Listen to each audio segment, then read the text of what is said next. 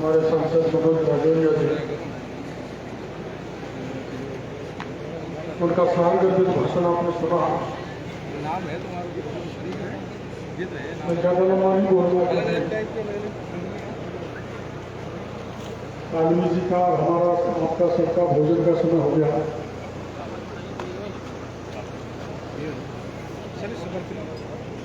रुक जाओ बेटा, 2 मिनट।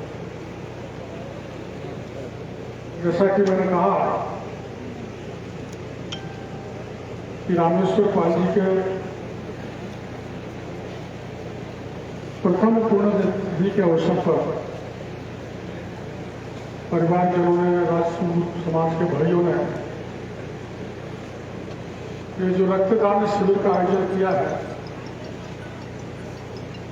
इससे बड़ा पूर्ण कार्य कोई हो नहीं सकता। रक्तदान महादान है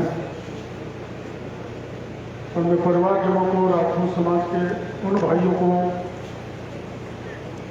कहना चाहूंगा कि आपने उनके प्रति ये सच्ची श्रद्धांजलि अर्पित की है और ऐसा क्रम प्रतिवर्ष चलता है, ऐसी मेरी आपसे प्रार्थना है। आप सब जानते हैं रामेश्वर पाल जी का समाज के लिए, क्षेत्र के लिए जो अद्वितीय सहयोग रहा वो बहुत ही महत्वपूर्ण था। पर ऐसे महान व्यक्ति को हम याद कर रहे हैं, ये बड़ी खुशी की बात है। और ऐसे कार्यक्रमों में आमतौर पर मांग जरूर उठती है, पर मेरे पास कोई मांग पत्र नहीं आया। हम 2 MP यहाँ पर है। मेरे पास तो एक 5 करोड़ का ऐसा चेक रहता है जो राजस्थान के किसी कोने में भी दे सकता। और मनोज जी हैं जो आपके यहाँ मनचाहा पैसा दे सकते हैं। इसलिए ये मौका है राजपूत समाज विकास की दृष्टि से, समाज की प्रतिष्ठा बढ़ाए जाने की दृष्टि से कोई काम करना चाहे तो मैं और मनोज जी दोनों आपको अपने कोटे से पर्याप्त धनराशि देने के लिए तैयार हैं। सपोर्टा में आना तो कई बार हुआ है, लेकिन राजपूत समाज के कार्यक्रम में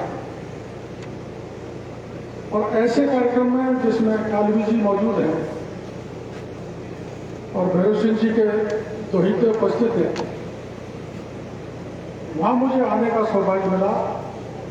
ये मेरी बहुत बड़ी सफलता है जिसका मौका आप लोगों ने मुझे दिया। अभी मेरे बारे में चर्चा चल रही थी, कई अखबार वाले पूछते हैं कि आपकी इतनी उम्र हो गई, आप इतना काम, इतनी भगदड़, इतने आंदोलन कैसे करते? मैं एक दिन यहाँ से भी बहुत लोग गए थे, वहाँ आमागढ़ की घटना हुई थी। जब आमागढ़ में बहुत पुराना एक फोर्ट है, वहां केसरिया झंडा था, उसको काट दिया और महादेव जी का स्थान था, उसको ध्वस्त कर दिया। और सरकार ने तय किया कि हम वहां किसी को झंडा नहीं लगाने देंगे। अब हम हमारे देश में सनातनी लोग और सनातनी शासक के फोर्ट पर झंडा नहीं लगा सके और सरकार ये कहे कि वह परिंदा भी पैर नहीं रख सकता और पूरी व्यवस्था सरकार करे, 1200 पुलिस, ड्रोन, अग्नि वर्षा, वाटर कैनिंग, अश्रु गैस, क्या क्या व्यवस्था दी की, और उस सबको धक्का बताकर रात में जंगलों में जहाँ बरसात हो रही हो, सांप भी हो, घोड़ा भी है, पैंथर भी थे, उन सबको पार करते हुए, चूंकि हम ईश्वर का कार्य करने गए थे, हमने सरकार के मंसूबों को विफल करके आमागढ़ पे झंडा फहराने का काम किया। लोग पूछने लगे आपने कैसे किया? माने भाई हमने भैरव सिंह जी से सीखा। वो हम उसको ऐसा मूल मंत्र दे गए, ऐसी कंठी हमारे गले में डाल गए कि दीनहीन गरीब जनता के लिए या जब भी अत्याचार अनाचार हो तो उसके लिए मजबूती से खड़ा होकर लड़ना है। वही असली कार्यकर्ता है, वही असली नेता है। वो काम हम कर रहे हैं और उन्हीं की प्रेरणा से राजस्थान में हमारे जैसे जो कुछ कार्यकर्ता बचे हैं, उन्हीं की राह पर चलकर हम जनता की सेवा में लगे हुए हैं। सपोर्टा के भाइयों का मेरे पे बहुत बड़ा कर्जा है। एक बार में जब लोकसभा का चुनाव लड़ा था तो मेरे सामने यहीं के राम कुमार जी लोकसभा से उम्मीदवार थे, लेकिन यहाँ की जनता ने उनको नकार के मेरे को इस सफलता से 29,000 वोटों से जिता के भेजा। आपका पुराना एहसान है, पुराना कर्जा है। इसलिए मैं यहाँ की जनता को कह के कहना चाहता हूँ कि किसी भी भाई का, किसी भी कार्यकर्ता का, किसी भी वर्ग का आधी रात पर काम करेगा तो डॉक्टर किरोड़ीलाल आपकी सेवा करने के लिए तैयार है। आपने भी भूखना की घटना देखी थी, उसमें में आया ऐसी घटना कभी होती नहीं कि आप जिंदा किसी पुजारी को जला गए और उसको न्याय दिलाने का काम किया, तो आपके बलबूते पर उन्हें न्याय दिलाने का सौभाग्य मेरे को है। इसीलिए मैं आपको यही कहना चाहता हूं कि पिछला चुनाव ऐसे विक्रमा जी लड़ी थी, हार गए। हार जीत होती रहती है, लेकिन हार में जीत छुपी रहती है, ये मेरी मान्यता है। अगर हारने के बाद आदमी घबरा कर, निराश होकर घर बैठ जाए, वो आगे नहीं बढ़ सकता। इसलिए हम हार से निराश नहीं हैं। आपके साथ किसी प्रकार का कोई अन्याय हो, अत्याचार हो, आपका दमन हो, आपका शोषण हो, और यहाँ की जनता का हो रहा है, क्योंकि यहाँ जो जनप्रतिनिधि मिला है वो बदले की भावना से काम करता है। इसलिए आप मेरे को बताओ, चाहे कोई कितना ही बड़ा क्यों नहीं हो, होगा एमएलए, होगा मंत्री, उनको सबक सिखाने की जिम्मेदारी मेरी है। आप किसी प्रकार से डरने की जरूरत नहीं है। अन्याय से मुक्ति दिलाने की जिम्मेदारी मेरी है। आप मेरे को बताएं, मैं सदा आपके बीच में रहता हूं, रहूंगा, और जब कभी भी आप बुलाओगे मैं आपको तैयार करूंगा। आपको परेशान होने की जरूरत नहीं है। मैं एक बार आया था बहुत पहले, शायद 2011 में यहाँ एक डाबला के बच्चे को बदमाश आए, उसका ट्रैक्टर छीना, वो ड्राइवर को नीचे डाला और ट्रैक्टर से बदमाश कुचल के भागे। वो मौके पे मर गया, उसका ट्रैक्टर भी ले गए। उसके लिए आंदोलन किया और आंदोलन का परिणाम ये हुआ कि बदमाश गिरफ्तार हुए और यहाँ पर उनको किसका आसरा था या भली बात जानते हैं। और ऐसे मामलों में, जनहित के मामलों में जब मैं आंदोलन करता हूँ या आप भी आंदोलन करोगे तो सरकार का रवैया रहता है दबाने के लिए, राजनीतिक द्वेष भाव से आपके खिलाफ मुकदमा लगाया। मेरे खिलाफ मुकदमा लगाया और मेरे साथ 20-25 कार्यकर्ताओं पे मुकदमे और हैं, कई गिरफ्तार हो गए। मैं ऐसा हूं जो अभी तक गिरफ्तार नहीं हुआ। आपके यहाँ के नेताजी ने मांग की है कि डॉक्टर किरोड़ीलाल अपराधी है, पुलिस उसको गिरफ्तार है। और राजस्थान के मुख्यमंत्री भी कह रहे हैं कि डॉक्टर केजरीवाल कमाल कर रहे हैं। अगर बाबा के व्यक्ति को ट्रैक्टर के नीचे दबा के मार दें और उस अन्याय के खिलाफ मैं लड़ूं और गहलोत साहब उसको धमाल कहें, तो ये धमाल रुकने वाला नहीं है, धमाल चालू रहेगा। और उस कारण कोई मुकदमा लगे और मेरे को अपराधी कहें तो मेरे को अपराधी कहलाने में कोई दिक्कत नहीं है, क्योंकि मैं गरीब को न्याय दिला रहा हूं। और अपराधी है तो पुलिस गिरफ्तार करे, पुलिस यहाँ पर खड़ी है, मेरे को मुकदमा और शायद वारंट भी है, चाहे तो पुलिस गिरफ्तार करे, क्योंकि देश में कानून का राज है और कानून का उल्लंघन कानून से बड़ा मतलब है न कानूनी साहब है, न कोई बड़ा आदमी है, न छोटा आदमी। अपने देश में संविधान बनाया है डॉक्टर भीमराव अम्बेडकर ने, उस कानून के मुताबिक देश चलेगा।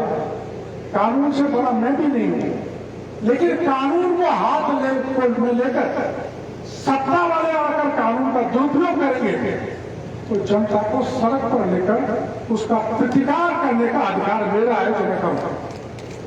इसलिए मेरे को लग रहा है कि अब यह अन्याय बहुत हो गया, क्योंकि राजनीतिक मंच नहीं है, इसलिए राजनीति से की दृष्टि से मैं भाषण नहीं देना चाहता।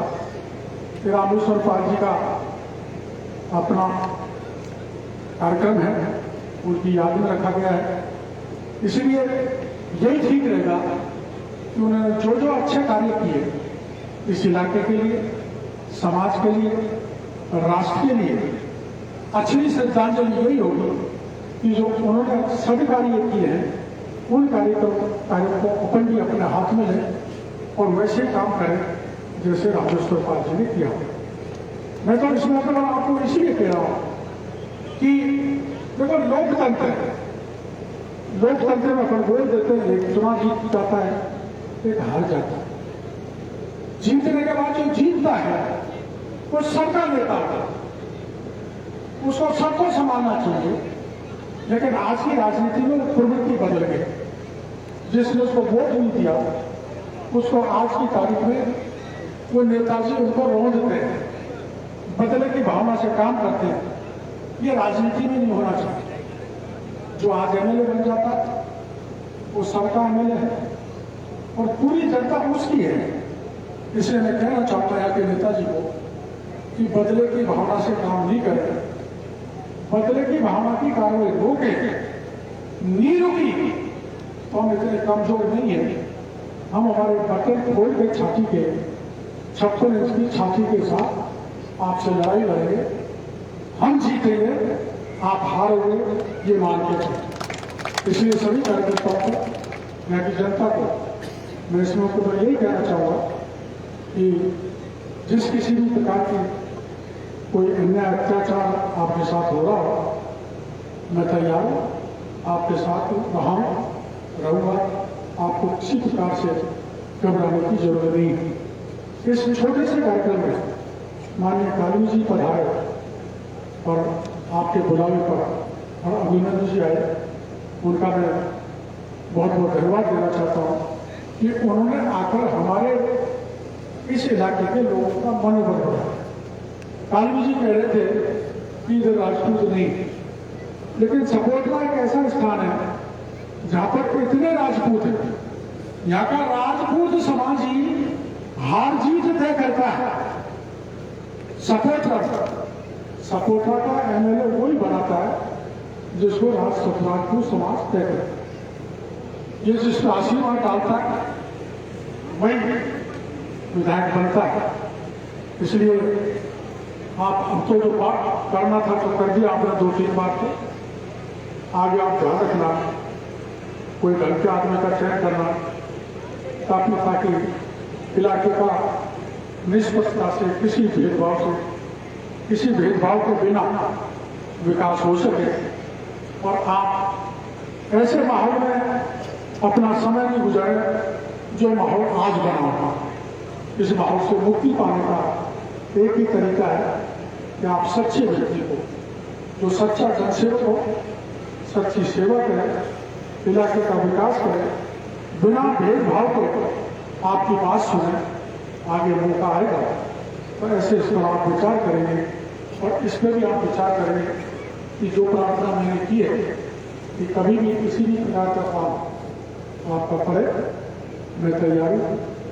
और रामेश्वर पाल जी की कुल तकरीबन में यही कह सकता हूँ कि जिस व्यक्ति ने यहाँ जन्म लेकर इतनी बड़ी सेवा जीवन भर की, उस व्यक्ति के इस पुण्यतिथि पर मैं यही कहना चाहूँगा कि जिस किसी भी प्रकार की सेवा आप मेरे से लेना चाहें, मैं आपको मेरी सेवा अर्पित करने के लिए तैयार रहा हूँ और रहूँगा। इसी शब्दों के साथ मैं आपका बहुत बहुत आभार प्रदर्शन करना चाहता हूँ, धन्यवाद देना चाहता हूँ। और रामेश्वर पाल जी के परिवार और राजपूत समाज के उन लोगों का जिन्होंने इतना अच्छा आयोजन रक्तदान शिविर का किया, उनका बहुत बहुत धन्यवाद देना चाहता हूँ। राम राम साहब, बोल के राम मैया की जय।